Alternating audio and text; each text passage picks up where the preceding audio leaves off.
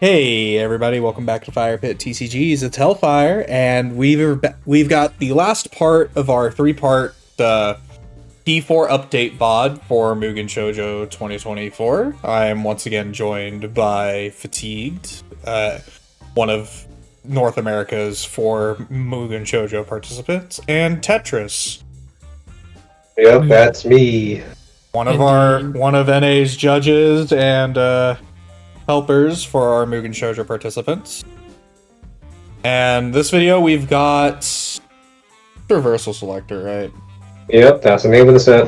Oh yeah, Yep. I try not to think about this set much. What could possibly be the reason for that? Oh, I don't know. The set seemed kind of boring. Wow, Nope. boring. Is it something to do with the rig we're going to talk about first? Probably. Absolutely. Who am I kidding? It absolutely is. Aside from, like, literally the only thing I can remember coming out of the set is unironically just Flower Stand. Your Don't favorite. don't worry about that. There's some very exciting things to talk about in the set because of what P4 did to these lyrics specifically. Well, not the first Not the one. first one. No, they had the opportunity to make Cosmos great again. They dropped that ball. Anyways, Yeah, don't worry about it. Don't worry about that. But we're still gonna talk about her because she still has some things, some tricks. yeah. So the first lyric we're going to talk about and is my second favorite class in all of like WiXoss is Remember. Now, Remember's class Cosmos in older formats revolved around level 4 Signy, but since we don't have level 4s in Diva outside of Lurigs now, it resolves around level 1 Lurigs, excuse me, Signy, yeah, that one. But, as we all remember from previous Diva, or from before Art's format, there was a piece that made Cosmos really good, and there is absolutely zero room to run it in this deck. Which means half of the good Cosmos cards that you can run are garbage. Because you can't guarantee a level 1 at the top of your deck. Although that is kind of alleviated this set. That is kind of alleviated though, because P4 saved it kind of. P4 kind of saved that a little bit. A little bit. That's through the point of Sombrero. The Sombrero it's basically Haniel, except it's you can add any Signy, but then the rest of them go on top of your deck in any order versus going to the bottom deck, so you can stack your top decks a little bit easier. It just sucks if they're not level 1s, or like there isn't like extra level 1s. There's one more I'm forgetting about, I swear. It's Space Debris. Oh yeah, Space Debris. Space Debris also does the same thing, except it's a discard. So you have 2 different Signy that can set up your top checks for level 1s. Early game, that's fine with like Little Gray, so you can get some resource charge. Boats, I don't know how to pronounce this. Bootes. Bootes, you can pump your Signy up. South Dipper. Like, it's basically, it helps with setting up like all of these later stuff. For top checks for level 1s or higher. But then you have a partner Signy that just looks for Cosmos in general. So it's just like, I don't know what direction they're trying to take Cosmos. It feels like they're trying to go away from the level 1 thing, but they're also not. Hell, even Fuchsia just becomes a 15k if you top check a level 1. So like you're running a higher than normal like level 1 count. Between all of these, you have 4, 8, 12, 16, 20. Should be 20. Levels, yeah, 20 level 1s, including your servants, which isn't terrible. Like it effectively becomes a coin flip to get these effects, but it's still like there isn't anything else that you can throw in here to like super guarantee it, because the only ways to guarantee it again are a piece and a level 3 Signy, and a level 3 Signy in Saturn, which there is no room for Saturn in the deck. Yep. So Remember tries to sidestep this level 1 mechanic that kind of like put the design team for Cosmos into a corner this whole time. This is partially sidestepped by the fact that those level 1s that he mentioned just stack the top, and along with generating some advantage, generating some cards in hand. The Remember's level 3 auto stacks the top of the deck every turn, the top 4, and gets another card into the hand to maintain resources. It just makes sure the mechanic will work when you want it to. And then she has her personal like top check arts fortune and vision, which is another way to just stack the top of your deck, and also make a open lane in the process. So there's a lot of top deck manipulation in this deck in the simplest of forms, but the overall payoff of this deck is a little confused. You have like sure there's some like decent damage here and there with her partner Signy and the little level and Catme.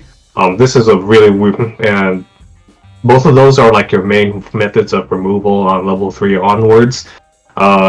But then you have defensive cards that like Fuchsia and Magellan. Both of those are on the defensive side. They don't make any holes, but they make your boards a little bit more sturdy. But now this deck has a bit of like an issue in terms of like its damage consistency, its defensive consistency, so on and so forth. It's a very confused pile of cards, despite it being the fact that there is literally just 10 4-ofs for the perfect 40. It has a hard time deciding what it wants to do with itself, and even the output either way is not that impressive. Like a 15k level 2 is really good, but you need other properties to make that defensive board like really sturdy. And then your removal can't just be 2 level 3s and South Dipper. You gotta have a bit more consistent offense than that to keep pace with your opponent. It's not an amazing deck, but it does function. And it's a bit of a shame that her Remember's level 4 doesn't really fix anything. It's if anything, it makes it more confusing. Yes. Her enter is one of the most underwhelming level 4 enters we have seen yet. 1 Lyric Barrier. Crazy. It helps with the guarding, but like compared to the other enters we've seen in the other lyrics, this is kind of a nothing burger, right? If it was a Signy barrier, then we'd be talking. But Lyric Barrier is not nearly as impressive. The once per game is interesting. It's like it's a weird rewording. Not really reword. It's like it's another take on her old once per game during P10 when she Remember herself was at her peak. It's a field blank sort of, but it also makes damage and gives you some advantage. It's a little bit of everything, right?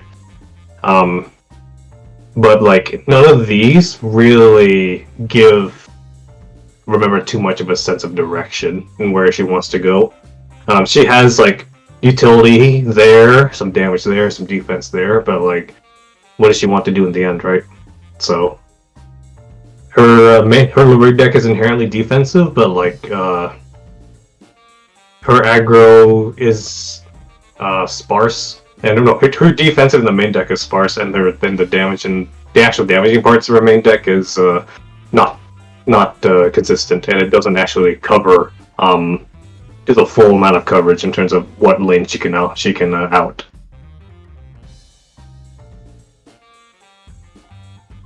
I don't really get it myself, but the deck, it's definitely in a better spot than before, but I'm not too sure on this one.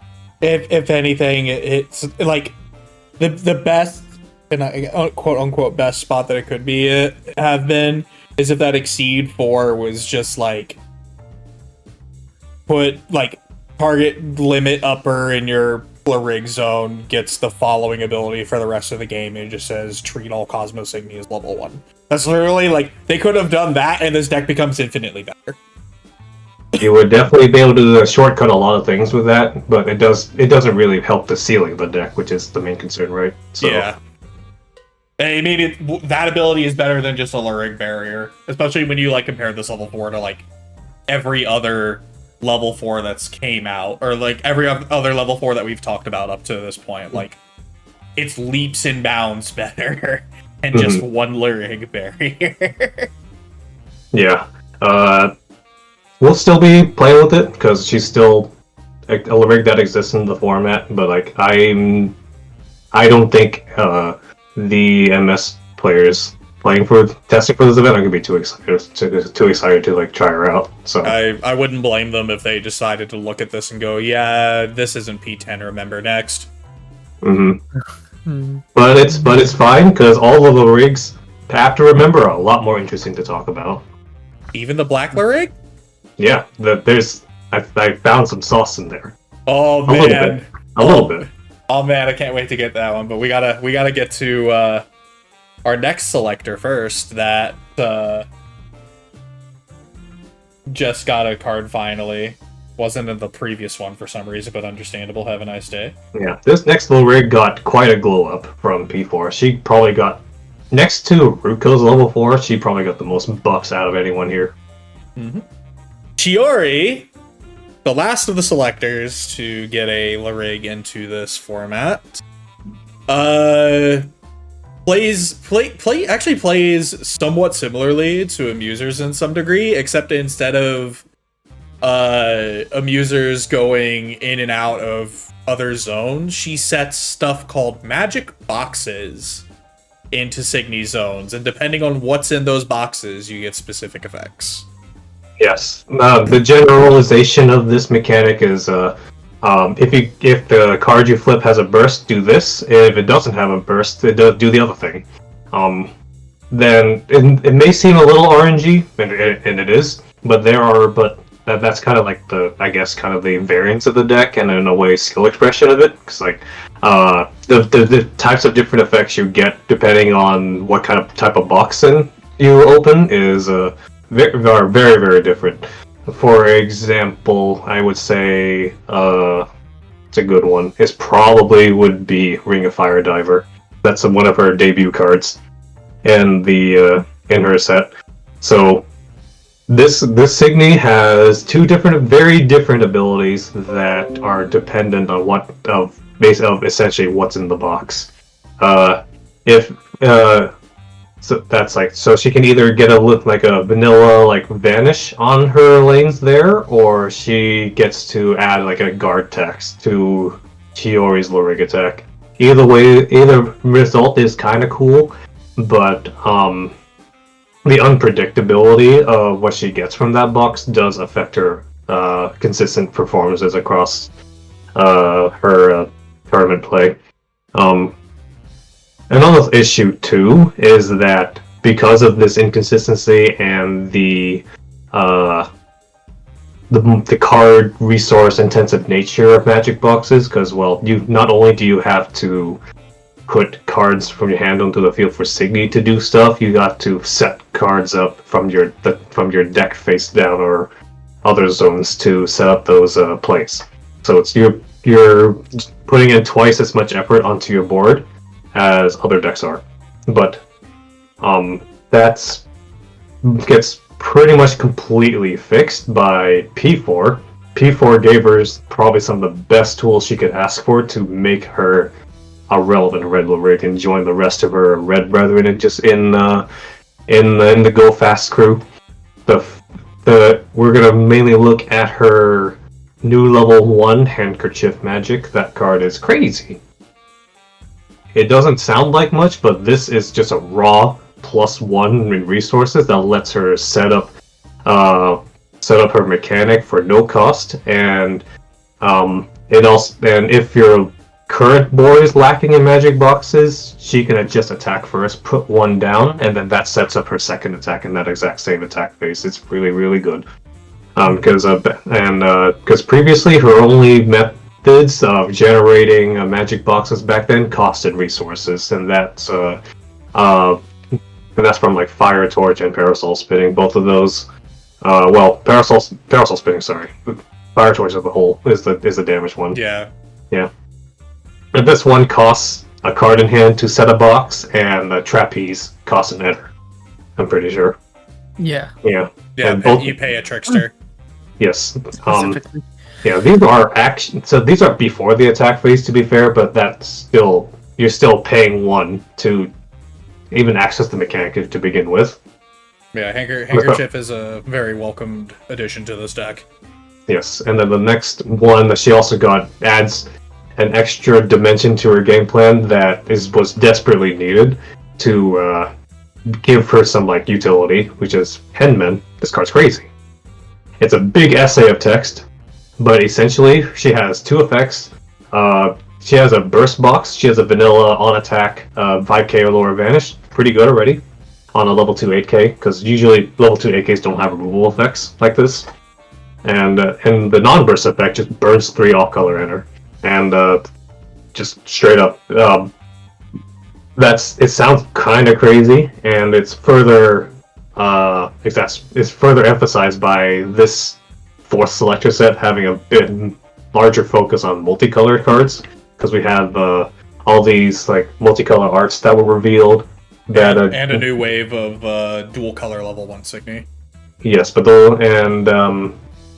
so like they want people to splash more colors into their decks with that type of set design, and Henman is kind of there to like keep a check on that or punish them.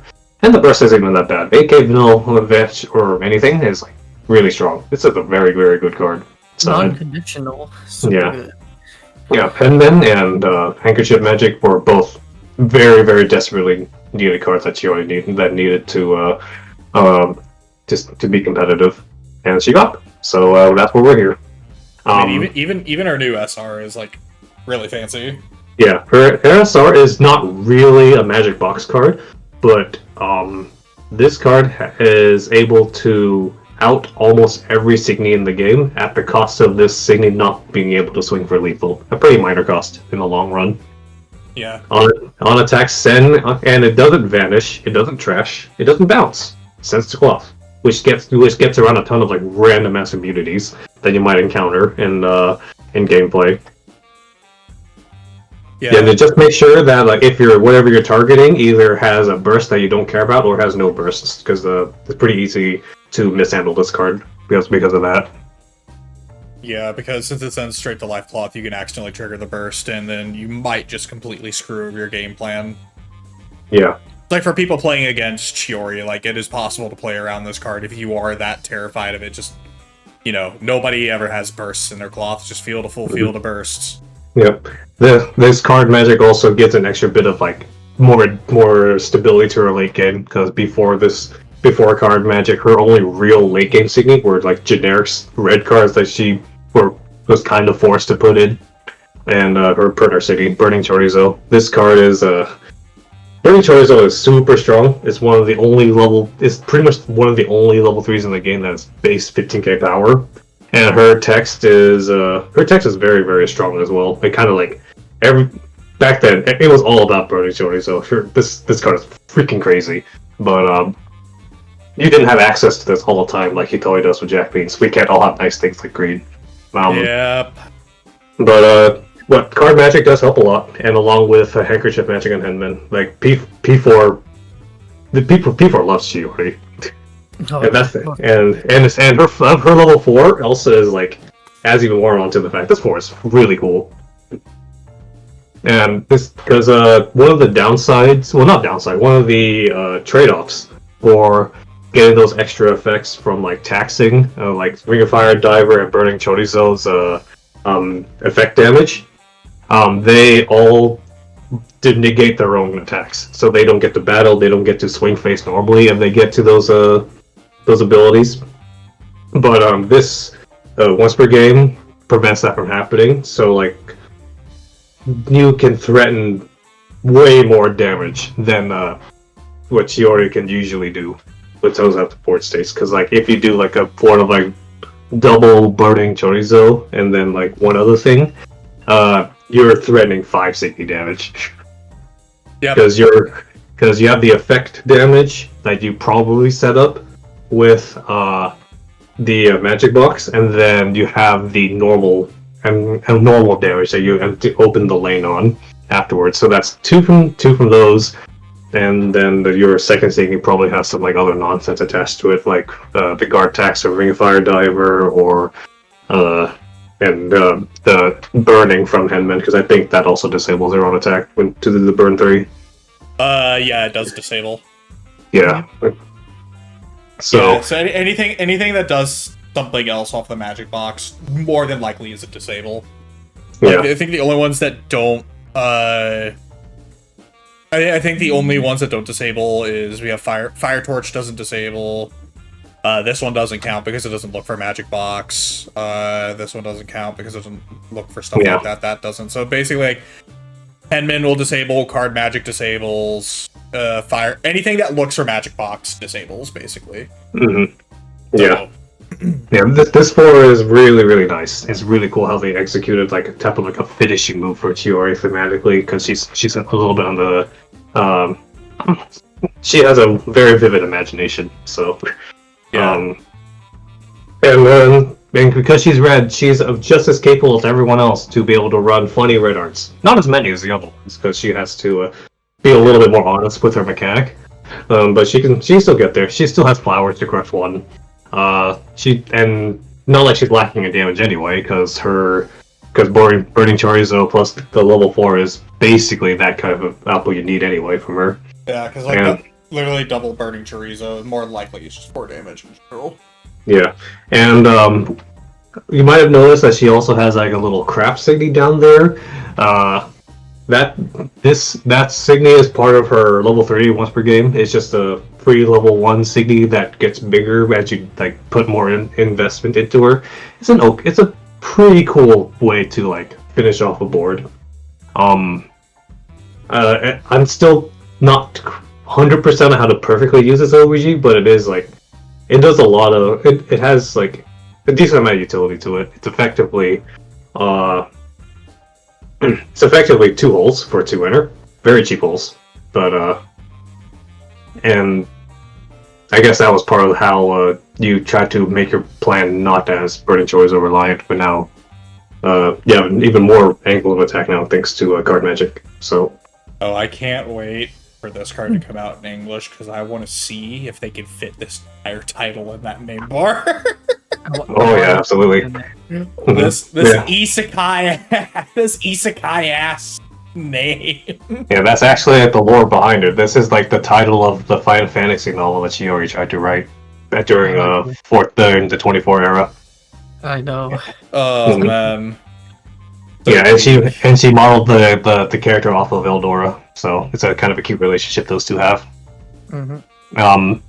But yeah, that's Chiyuri. So she got a really, really good buff from P4, and I would not be surprised if she suddenly, out of nowhere, becomes the best red deck out of the bunch and ends up being like very, very competitive. Yeah, So, I have very high hopes with the fact that her level 4 and her partner Signy, that she's probably going to be one of the stronger red decks, if not the strongest red deck, coming out of the meta. Yeah, she'll definitely be on the trickier side to pilot because of how Magic Box works, but like I'm sure the people who worked hard to get to Mugen Shoujo can figure it out. So. Which, speaking of modeling something after Eldora, it's time to move on to Eldora. Whoa, a much less exciting deck. Yeah, one of the... We'll get more into that here momentarily. It's all ups and downs in this set. Anyways, so onto the topic of Eldora. Now, all the blue decks we've talked about the past 2 videos leading up to this point have been really strong, really great, had a lot of cool things going for them, and then there's Eldora. That's one way to summarize the whole situation with this rig. Eldora has just kind of existed through the deep history. Her P08 center was cool, but a little too hardworking. Her liberation deck had some success, but not too top tier or whatever. It's probably the best liberation can be without doing some desperate measures for that archetype. And then you have whatever the heck this is. Yeah, so up to now, like Eldora's whole thing, like an all-star, has been like life burst or like life cloth manipulation, but she doesn't really have that to a degree. Well, she doesn't have it to the degree she does at all-star. She still does manipulate the life bursts, isn't giving your cards life bursts. Yeah. Turns out manipulating your cloth to get whatever burst you want is a little crazy for like diva balancing, because you can just like stack crazy stuff like troubles and vocals on top, and then your opponent can't touch you. So they severely limited that capability for diva for the balance reasons. But now that kind of like shafted Eldora's whole identity. So now she had to try something else. And turns out the direction they went with for Eldora's Aquatic Beast class is hand size matters. So essentially, Eldora's has a lot of effects that give her a ton of cards in hand, and then a lot of these effects that she wants to get off with this like big hand sizes payoff depend on her having a specifically a good amount of hand cards in her hand. Like, I guess like a pretty classic example would be Siren, a card that is. It's not blue, but it has the same Aquatic Beast hand size matters identity as the rest. Kind of an out of left field card as an old card back in the day, but as it turns out, it's one of Eldora's best cards. And because of the hand size matter mechanic with her and Eldora being able to draw cards like no one else, Siren will more or less be able to awaken like 100% guaranteed. And that means Siren herself will be a pretty strong 13k and has a pretty punishing effect that if your opponent isn't careful with it, it's just free aggro for Eldora. It's very good. And if the opponent does leave her alone, it's a free hole basically. Yeah. Because you can trigger her own effect by enter charging her during the enter phase. Yes. Mm-hmm. It's a pretty neat card. And very welcome. We like to see older cards like this come back in for Arts Era.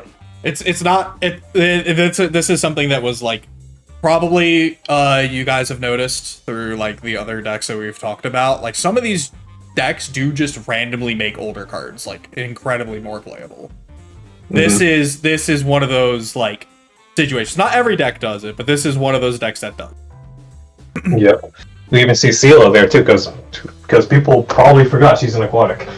So yeah, she is very relevant. Yeah. I sure forgot she was aquatic. Yeah, it's kind of good. So that's one of the payoffs. Other payoffs that are within the set itself would be her partner singing Namakozu. She doesn't have like a hand size matters threshold, but her ability to make holes is directly scales off of how much you're able to afford to discard to it. And this is like an example of what I was talking about how blue minus is better than black, which is kind of a sad state of affairs. And Namakosa just adds more evidence onto that fact. She can add minus 18 for 3 cards in hand. Black can't really do that. Black has to stack multiple minus effects from different sources to reach that level of minus. Namakosa just does that by herself. Yeah. More free. Mm-hmm. Black really is oppressed this set. Yeah. Or in this format in general, I'd say. Yeah. Yeah. So but what is that before Eldora specifically? This deck has pace. Well, the main problem with this deck is that its output is inconsistent because of the hand size matters mechanic. If you're against a discard matchup, you're gonna have a bad time. If you're against that's like kind of the gist of it, right? The discard plan. If you're against Hitoe, that's also a discard deck because of course she is. Yep. Her once per game really just doesn't help you. Yeah. Granted, she can only do it once, but it's enough of a hindrance to where if you don't like first draw bursts or like draw into like the correct stuff to build your hand size back up, it's devastating. Mm-hmm. And her Eldora's damage output is also not super consistent. It's like kind of centered around you having a being ahead in the game state, like in resources. Like Namakozu needs a lot of hand, Siren needs a lot of hand, And Siren also relies on your opponent like messing up basically more than you being the skilled player. And then, well, and none of these issues were fully. I don't know, and even her defensive capabilities are kind of limited because she has to devote space to maintain hand size rather than to maintain stable board states. Mm-hmm. So, but she is. The deck is good at what it does, but what it does isn't necessarily impactful for the meta.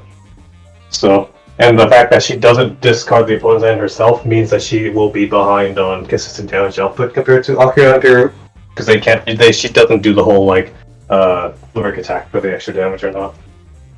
Yeah. You just have to accept the fact that they will have a guard because you can't rip it out. But then she did get some decent cards before. Her level 4 is our resident Eldora fan Dussel doesn't really like it, but it is the one thing that does allow Eldora to have her life pot manipulation thing back. So as long as you grow this in time and you're not dying, you should be able to get an extra turn of gameplay by resolving this once per game, because you get back a clock to your hand and you stack your sack of sea spray back into there, and that's just a free full stop in your cloth that your opponent has to figure out what to do with. Yep. Sea sprays burst is effectively just folklore. Yeah, just down to. Mm-hmm. Yeah, effective. So the only issue then is that you need to keep a sea sprayer in hand for when you go to 4, and that's not the easiest thing to do. But that at least there, even if that's not the case, you still have other bursts you can put down. Her new SR from P4 Mega Mouth Shark also is a down 2. So there's some redundancy that she kind of needed to make this down 2 stacking reliable. And Mega Mouth Shark herself is a much welcome addition to the aquatic pool, even though the timings for her card advantage and her card advantage and her damage output is not consistent with the Eldora's mechanics, because her draw is draw 2 on attack, but most of the triggers that need specific number of cards in the hand are start of attack phase, so this draw 2 will miss those. Yeah, unfortunately. And the hole, the hole for big hand size, that's fine. But this is this also runs into a problem where let's see, how do I explain this? This is one of the times where being on attack trigger is kind of a detriment, really, because they wanted to put more power budget onto the fact that she can do the on attack thing for the whole, rather than not really considering the fact that she needs the attack phase draw 2 to turn on all your other abilities. Yeah, if anything, it's really hard to balance something around that. Mm-hmm. This is an undoubtedly solid blue card, but as our friend Dussel states, this is not necessarily an Eldora card. But we still play it because it has just enough properties that makes it worth it, and it's not like the Aquatic Beast pool is deep enough to consider other things. Yeah. It's a fine deck, but I would not expect too much from it. It is definitely the weakest blue deck, and it dies by quite a fair margin. Yeah, unfortunately though.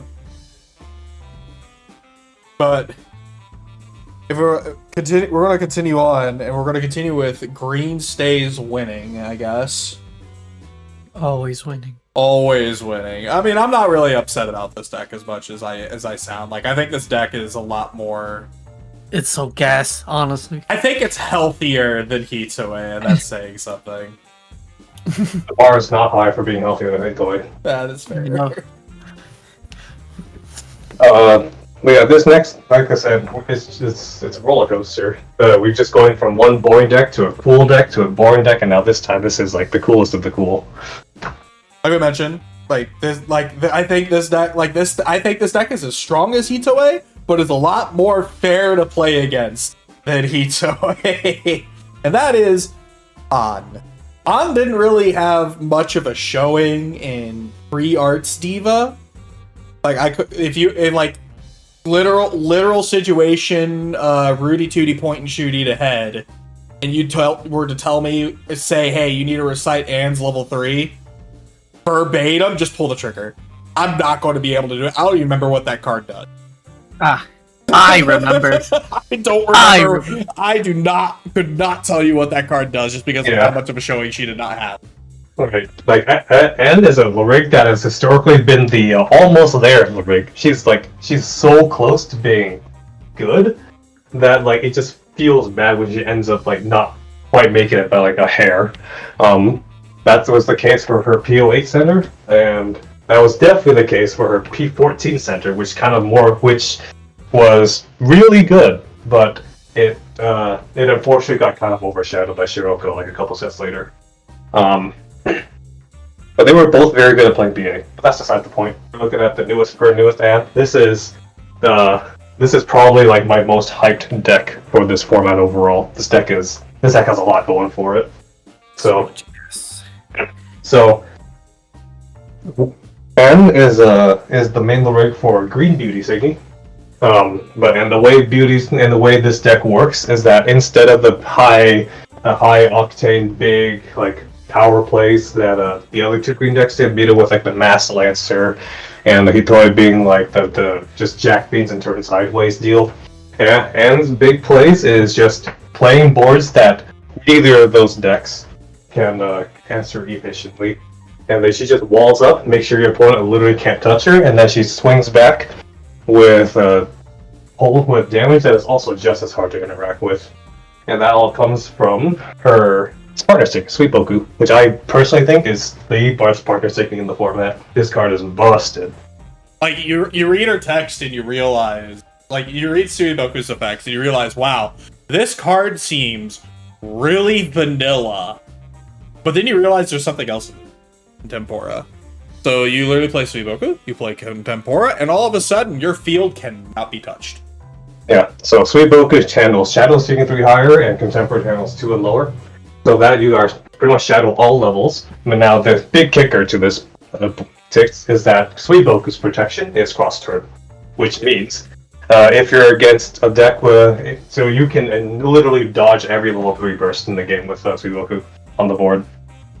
The only thing you can't, well, it's level 3 Signy, excuse me. I don't know why I'm sitting here thinking like, well, you can still be hit by a Lyrig. There's like 2 Lyrigs that can like deal with this to make it matter. So, but like either way, this is protection from virtually anything.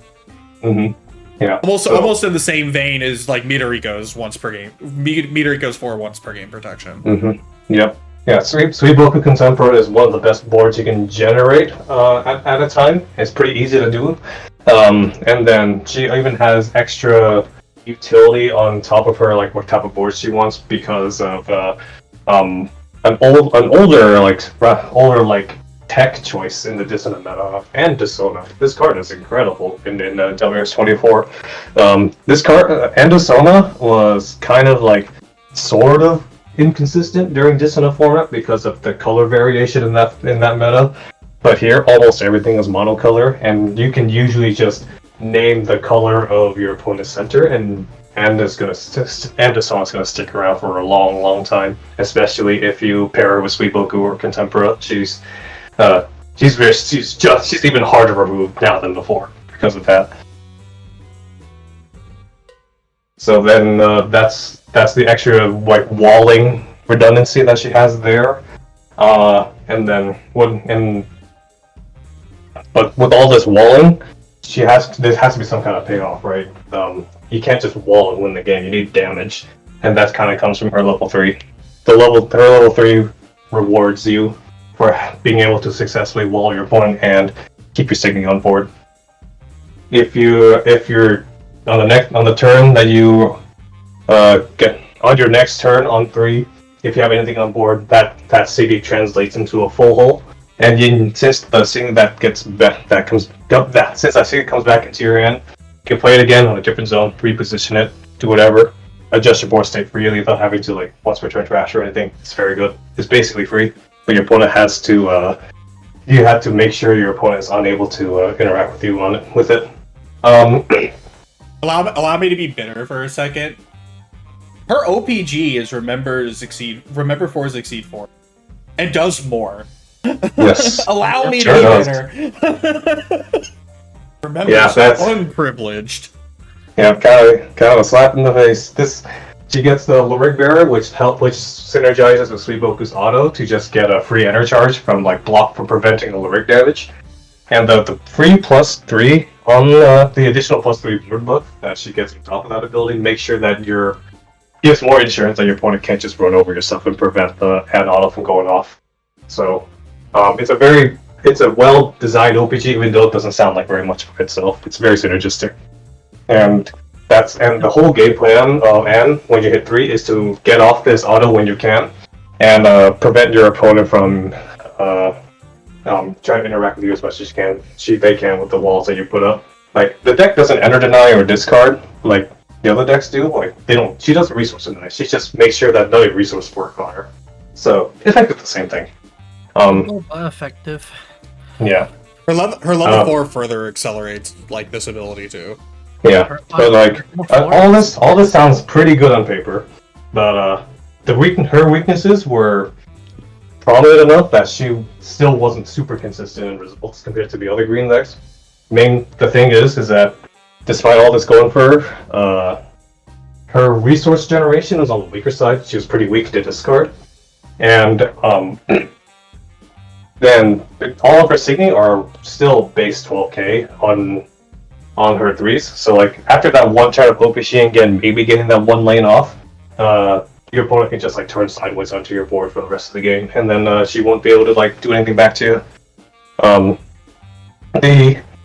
The most she can do otherwise is make like lower size holes through like etching and Toro, but that's like not really that enough to race your opponent in those types of scenarios. So that her damages and because of her main primary damage output being reliant on your opponent not clearing your board every turn, it does make her reliant on your opponent doing specific things to perform properly. So those were some pretty glaring weaknesses back then, but now that's where the exciting part comes in. Her level 4 and the new SR that she got kind of addressed most of that, and now she's kind of crazy. So her level 4, and the enter ability of her level 4 alone, again, better than remember. The enter ability of her level 4 alone can proc her auto.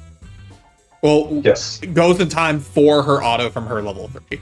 So if your opponent does just swing sideways their board and kills off your entire field, her level 4 just goes, that's cute, I'm still getting this anyways. And you can just go back again to wall up. Yeah, this level 4, even without that synergy, this enter is absurd. It's just a raw 4 cards in resources that she just gets for existing.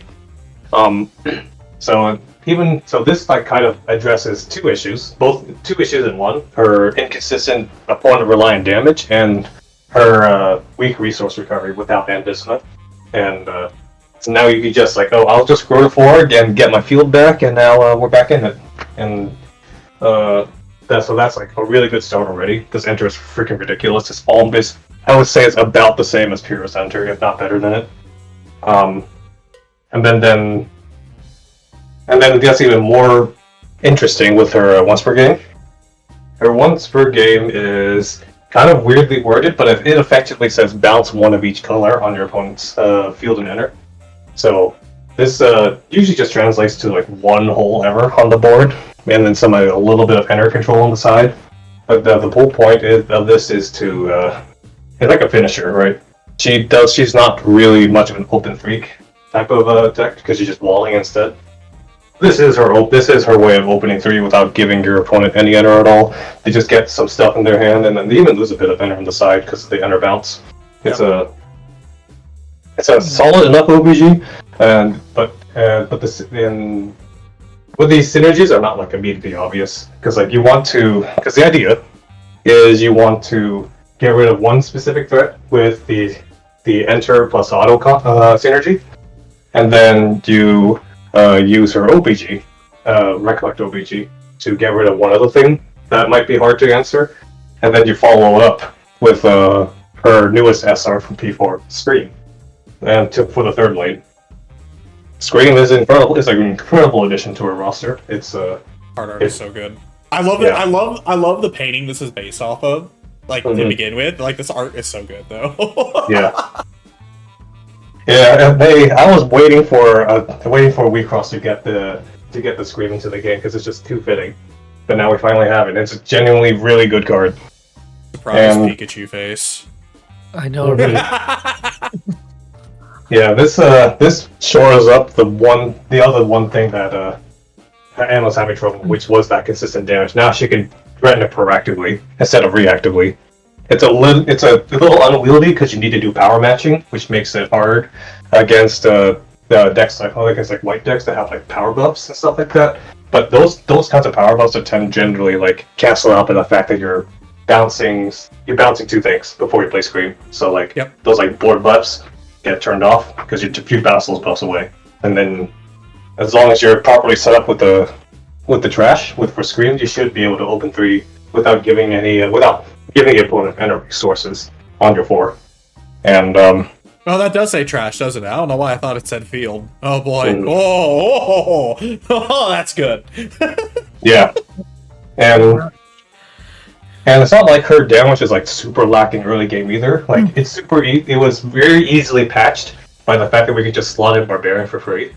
And Etching and Toto are kind of double duty. They vanish and they self down to prevent themselves from being bursted back, and they're pretty efficient. Etching is just a 10k that vanishes at 5k or lower, and Toto is a 5k that vanishes at 8k or lower. It covers just enough to stay on pace with your opponent, and it's like it gives you enough threat. It gives you enough threat to make your 3 and 4 turns like really, really good. And because of her Lyric Bear OPG, she's really tanky because she can double up on Lyric Bears with Sacred Force. And because of the fact that your opponent wants to swing into your board every time to block the damage, she'll generate enough enter through that interaction to pay for her other expensive arts, because this is a pretty heavy Lyric deck.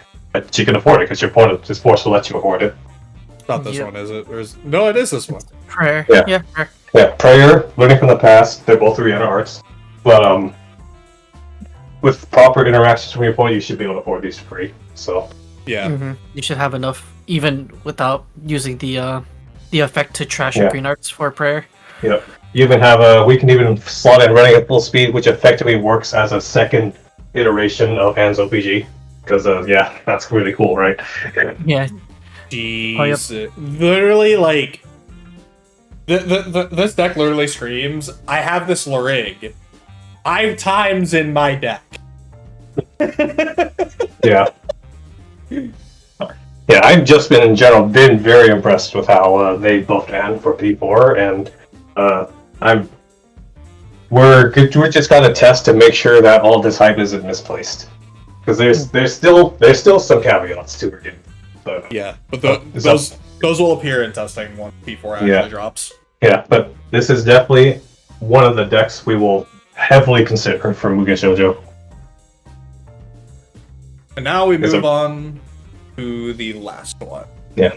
Yep. Oh yeah, and this is the deck that Critique himself wants to play if he's not on Iona.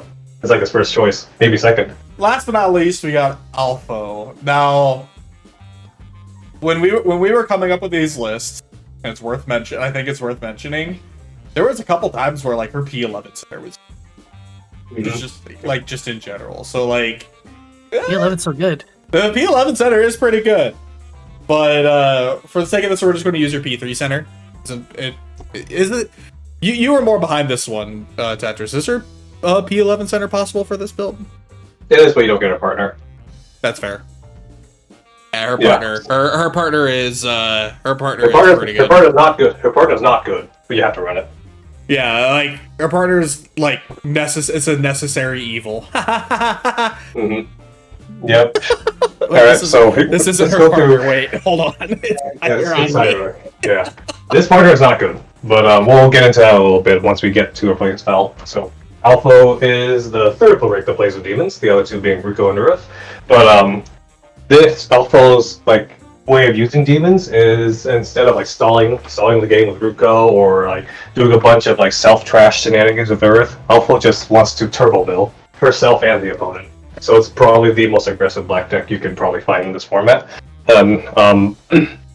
And because she mills so fast, you might be able to get away with double refreshes with this Lyric. It's quite a sight if you can do it. But that alone might attract a ton of players who like mill. But I'm going to go a little bit deeper than that. This the turbo mill is like what this double refresh turbo mill thing is kind of what Black needed to be able to like pace themselves with other colors. But like Alfou is still kind of like on the weaker side because the other weakness is still one of the weaknesses that comes up. Her minusing ability or seeking removal ability is still not quite up to par. Her biggest minusing sources is Sayuragi, but like Sayuragi is, like I said, not a good partner. It is completely a little too dependent on your current game state rather than just being a consistent on attack do a thing. And then her other damage source is very resource intensive. It's Earth Memoria. This is like the one. Earth Memoria is like the one like glue that's keeping this freaking color like alive. This card is like. This card is basically the heathen of demons, because it is. It really is. Yeah. Everything comes back to hedonism. Good card. Yeah. Yes. Yeah. So we had to borrow a little bit of Earth's cards here to make Alpha work, but that's fine. That's what kind of happens when you share a class with Earth. But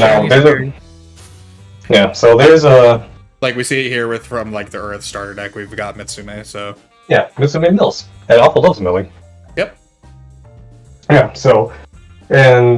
but I added a little bit of spice to this list. This is like slightly inspired from one of the older lists I've seen on the box. And we added instead of like the other colors like splashing green and whatever, we're splashing blue. Because it turns out blue demons have some interesting applications. Especially Mermaid. Mermaid's a pretty new one. It's kind of really good. Basically if you don't mill a servant, mill 3, draw 1. Isn't terrible. And then yeah, that is a very good turn 1 play. If you open and run away Mermaid, you are drawn 2. That is you're guaranteed drawing 1, gambling drawing 2, but the gamble's pretty high to draw the second. Yeah. So this is blue, so that means you're also having access to one of the best blue arts in the game, Clearmind. This card's crazy, and it maintains resources and does a little bit of extra depending on what you need. It's a very good arts. And so that's like the extra spice that I saw that with Alpha Demon specifically that Earth can't really necessarily replicate. So that's kind of cool. And the fact that the other spice of this deck comes from the other arts, Shadow Cage. This card's really cool, and I think it literally only works in Alpha. And Ayo. Actually, yeah. I forgot about this card. You might be right, actually. This is like not really hidden sauce for Black, but this is probably something that only Alpha can really consistently pull off. The Shadow Cage to out anything in the game. It's funny, the one art with Alpha on it, Iona's like he's like able to perfectly pull off, and then the one art with Iona on it, Alpha is able to perfectly pull off. Mm-hmm. It's so funny to think about.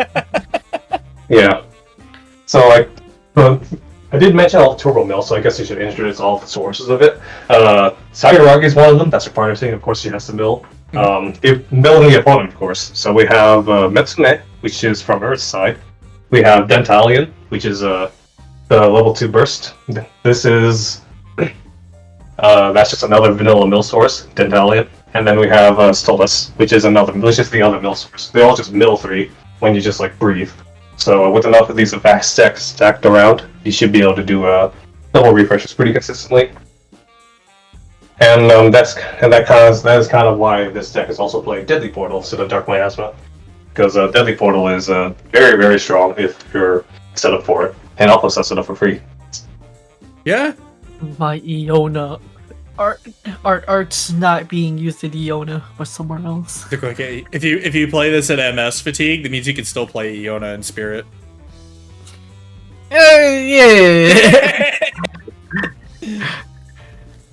Yeah, and then next is I was a little down on this card during the card reveals, but Bandersnatch actually fits decent well.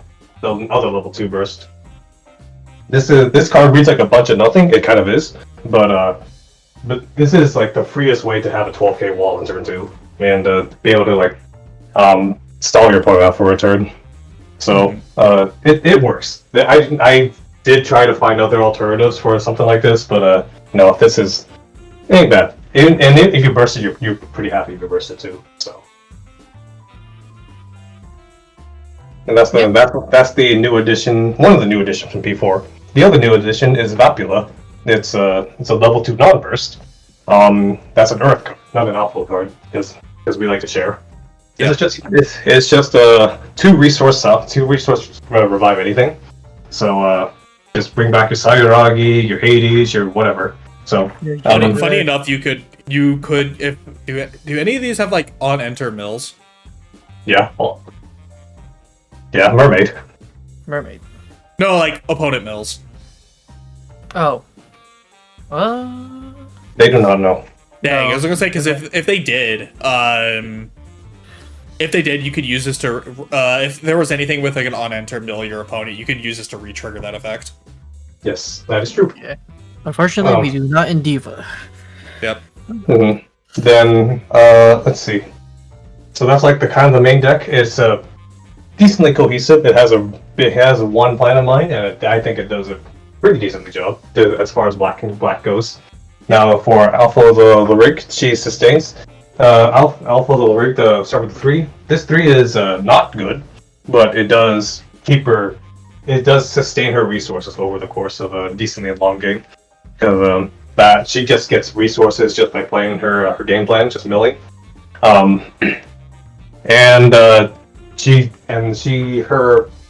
weakness and damage is only partially addressed with her OPG. Not too much. Realistically, you're only going to get 3 triggers off of this at most. Usually 2, but if you can get 3, that's like the ideal. So that's just like usually just like 1 hole, maybe 2 holes if you spread it out enough.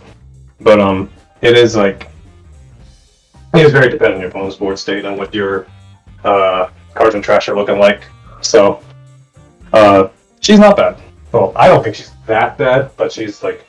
She's okay. She's okay. I think Iona's still better, but this deck plays more like a black deck than Iona does. Yeah. Yeah. And then her 4. Her 4 is just as one of our friends, other judges, Neat says that he was very underwhelmed by this 4. He just thinks, oh, this could have just been a 3, and then I don't think anyone. And he didn't think anyone would complain. He's kind of right.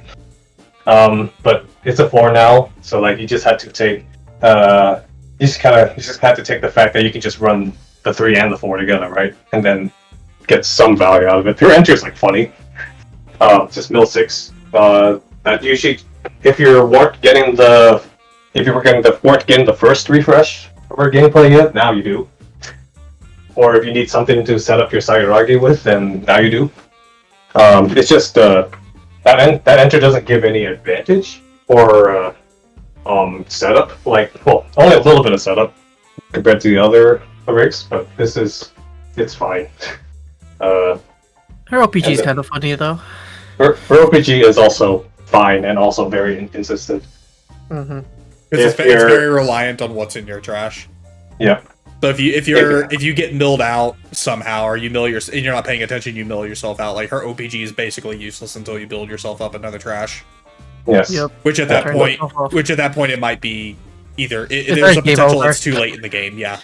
Realistically, you will probably get around -8 to 10 wipe on that OPG, depending on where your cards are. And There's some ways you can manipulate that by doing specific enter payouts and stuff like that, but you still have to work decently hard to get more than a specific type of card, more than half of your specific type of card in your trash to like get this going, because you want to have at least 12 in there, right? For the big white.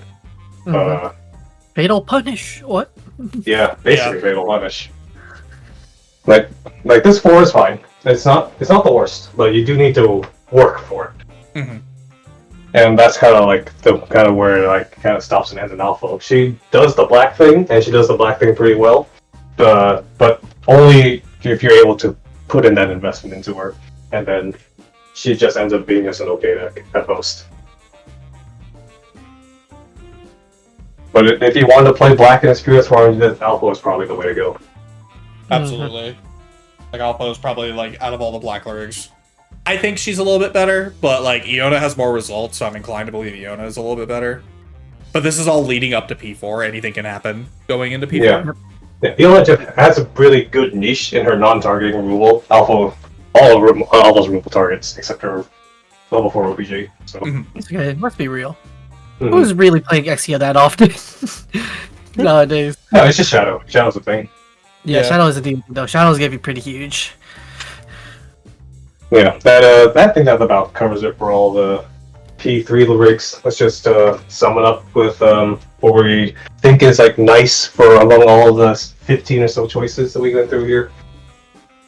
So that does wrap it up. Oh man.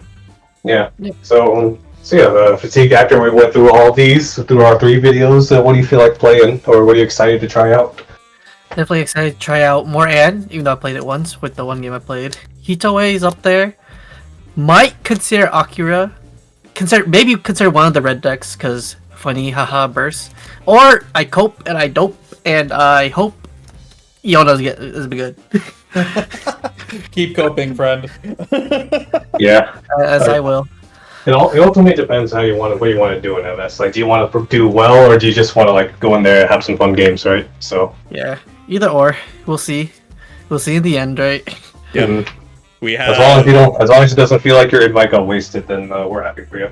Yep. We've got 2 months leading up to the event from now, so I know on my stance, I'm gonna try and see if I can get like testing gameplay with other MS participants. Now it's very dependent on scheduling wise, but I would love to showcase like what the MS participants are doing to all of our NA audience,